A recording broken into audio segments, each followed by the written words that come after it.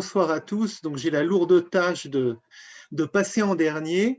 Et comme l'a dit Patrick tout à l'heure, je travaille chez Michelin, je suis responsable chez Michelin du développement durable et de la mobilité durable. Mais aujourd'hui, je viens vous parler en tant que Moving On. Alors, avant d'aller plus loin, ce que je me proposais, c'était de vous présenter un tout petit peu ce que c'était que Moving On. Et pour ça, je vous propose de regarder un petit film. Alors, il est en anglais, malheureusement, mais il est sous-titré et ça vous permettra d'avoir une première idée et ensuite nous reprendrons la conversation. Donc je vais partager mon écran. The future of the planet is at stake today. We already were convinced of this, and what we experience together increases the sense of urgency.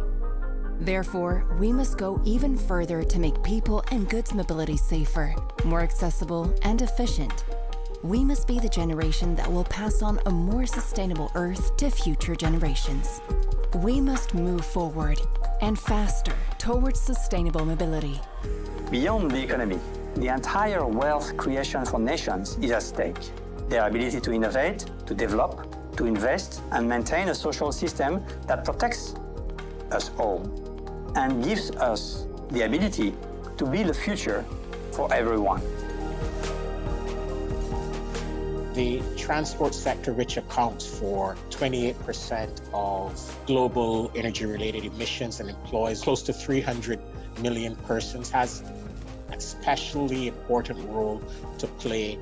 It's about bringing real economy actors, civil society, and governments together to address a sector that, if we fail in our effort to make this sector a sustainable sector, we will not achieve the goals of the Paris Agreement. Innovation and challenges are becoming global. Alone, we are nothing. Nations, regions, cities, companies, big, small, or emerging, NGOs, and of course, all of us, people living on Earth. We all have the duty and power to invent the world of tomorrow. We all have an essential role to play together with Moving On. And I think it is critical that as companies, we harness that power, that agility that we all demonstrated in responding to the crisis, because innovation really cannot be done alone. Today's fast-moving environment, and in particular in times of economic crisis, such collaboration is absolutely fundamental. We should move towards a new resilient economic paradigm, a more balanced one, not only focused on short-term financial performance, which are needed, but not only, with a model which also considers sustainability. Today, we all have to change ourselves and to change everything. Together, we are not only stronger, but also smarter. Collective action is the only way to foster change and have a real positive impact on people's life. And I do know that together, with your help, we will take Moving On ecosystem to the next level.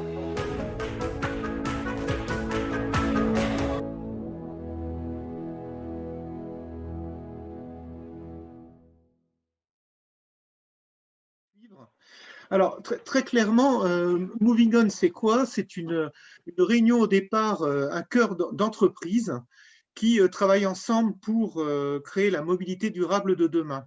Et pour faire écho à tout ce qui a été dit par tout le monde, j'ai entendu parler de diversité. Il y a des diversités de solutions. Il y a des diversités de solutions et en plus, ces solutions sont écosystémiques. On a beaucoup parlé pour l'induction, il y a le véhicule et puis l'électricité et puis les différents systèmes et comment on met ça dans les routes. Est-ce qu'on les met dans les routes? Est-ce qu'on les met dans la voiture?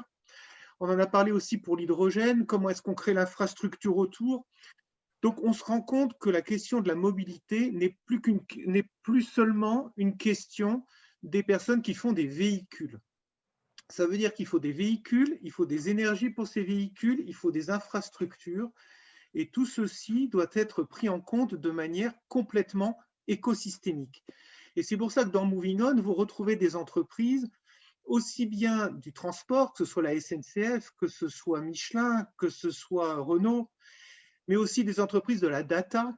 On y retrouve Microsoft, des entreprises des matériaux avec Saint-Gobain, des entreprises de l'infrastructure avec Vinci, des entreprises qui font du financement avec BNP Paribas, des entreprises qui font de l'assurance avec la Massif et avec Allianz.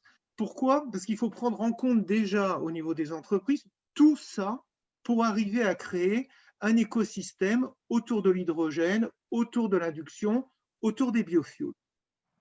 Mais ça, ce n'est pas suffisant. Et ça, ce n'est pas suffisant. Pourquoi? On va prendre l'exemple du biofuel dont on n'a pas tellement parlé tout à l'heure. Il existe une infinité de biofuels. Mais comment est-ce que vous faites pour mettre tous ces biofuels à disposition dans une station-service? Quelle est l'infrastructure? Comment est-ce que vous homologuez ces biofuels? Comment est-ce que vous garantissez la compatibilité de ces différents biofuels lorsqu'ils se retrouvent à l'intérieur d'un réservoir pour un moteur thermique? Et pour faire tout ça, là, vous avez besoin de réglementation, vous avez besoin d'organismes de normalisation. C'est pour ça que Moving On travaille avec l'AFNOR. Vous avez besoin d'une cohérence entre la réglementation des pays, la réglementation des villes. Par exemple, lorsque vous réfléchissez aux livraisons dans les villes et le dernier kilomètre, vous êtes obligé à la fois d'avoir des réglementations dans les villes, mais une cohérence entre les réglementations dans ces villes et les réglementations du pays. Parce que par exemple, DHL, qui fait partie de Moving On, ne peut pas avoir des véhicules différents pour livrer à Lyon, Bordeaux et Paris. Donc, toute cette cohérence que vous avez évoquée dans les différentes interventions est extrêmement complexe et très importante et qui demande de co-construire. Et pour venir à ce qu'a dit le dernier intervenant, M. Malga, c'est que co-construire, c'est co-construire avec les entreprises, avec les villes, les pays, mais aussi les citoyens. Aussi les citoyens, parce que l'acceptabilité dont vous avez parlé tout à l'heure est absolument essentielle. Et c'est là où on revient à la définition de la mobilité durable, parce qu'on a beaucoup parlé mobilité zéro CO2. Mais la mobilité durable, ce n'est pas qu'une mobilité bonne pour l'environnement. C'est une mobilité qui soit sûre. Et aujourd'hui, par exemple, il y a 1,4 million de morts sur les routes chaque année. Donc, avec les nouvelles formes de mobilité qui se développent, est-ce que c'est acceptable? Évidemment non, ça ne l'est pas. Donc, qu'est-ce qu'on fait? Et c'est une mobilité qui est accessible à tous. Et cette notion d'accessibilité, de quel mode de transport pour quoi faire?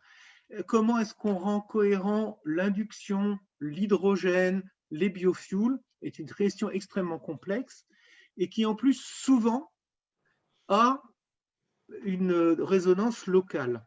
Je vais prendre l'exemple de la biomasse qu'on évoquait tout à l'heure. Vous avez des pays qui disposent d'énormément de biomasse. Et donc pour ces pays ou pour ces régions, utiliser la biomasse est une évidence. Pour d'autres pays, utiliser la biomasse serait prendre la place sur des terres agricoles, ce qui n'a absolument aucun sens, ou tuer de la biodiversité. Donc il faut arriver à trouver à la fois une certaine compatibilité entre les différentes solutions que vous avez évoquées et en même temps une taille suffisante pour qu'elles puissent se développer. Donc on évoquait tout à l'heure pour l'hydrogène la région Auvergne-Rhône-Alpes avec la Zero Emission Valley, où là on essaye d'avoir une taille critique pour pouvoir développer l'hydrogène avec des stations de recharge et en même temps suffisamment de véhicules publics pour l'utiliser. Mais là, je me suis limité qu'au transport. Et quand on a parlé tout à l'heure de l'hydrogène, ça a amené une question très intéressante. Valérie a dit dès le début, si l'hydrogène ne se développait que pour le transport, ça n'aurait pas de sens. Pourquoi? Parce que la quantité d'hydrogène nécessaire pour le transport est très faible par rapport aux capacités d'extraction d'hydrogène vert. Donc ça veut dire que l'hydrogène, il y en a besoin pour des tas d'autres industries. Et donc il faut fédérer aussi les sources d'énergie pour les différents besoins et les différentes industries. Un dernier sujet que nous n'avons pas évoqué, c'est le sujet de comment est-ce qu'on permet aux nouvelles solutions d'atteindre leur public, d'atteindre leur marché. Et là, Moving On collabore avec la Fondation Solar Impulse ou Solution Solar Impulse, qui est menée par Bertrand Piccard, où là, on essaye de trouver 1000 startups avec des solutions pour la mobilité de demain et l'énergie de demain qu'on puisse aider à trouver leur marché et à être homologués. Et ça, c'est un processus qui est extrêmement complexe, mais si on s'y met tous entre les villes, les pays, les citoyens, les ONG, les entreprises, les universités, on a beaucoup plus de chances pour y arriver. Donc, pour résumer, c'est diversité, approche écosystémique, il n'y aura pas une seule solution.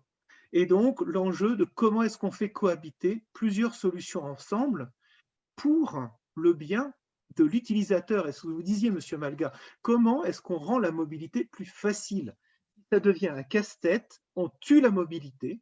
Si la mobilité n'est plus joyeuse, on tue la mobilité. Or, la mobilité est nécessaire au développement humain parce que c'est l'accès aux amis, accès à l'éducation, accès à la santé, accès à la nourriture, etc. Donc, nous sommes face à un paradigme qui a beaucoup évolué ces dernières années, parce qu'il y a encore 3 ans, quand j'ai démarré dans Moving On, on ne parlait que de solutions techniques en silo. Et ce que vous avez évoqué aujourd'hui, c'est que la plupart des solutions techniques, elles existent. Donc, le problème fondamental n'est plus la technicité, c'est comment le rendre accessible, comment les rendre compatibles, comment les rendre facilement à utiliser et comment ceci s'intègre de manière écosystémique, dont la manière dont nos villes vont évoluer, dont la manière dont les campagnes vont évoluer et comment est-ce qu'on assure l'accès à la mobilité pour tous. Donc voilà un petit peu les sujets que j'ai essayé de regrouper dans mon intervention.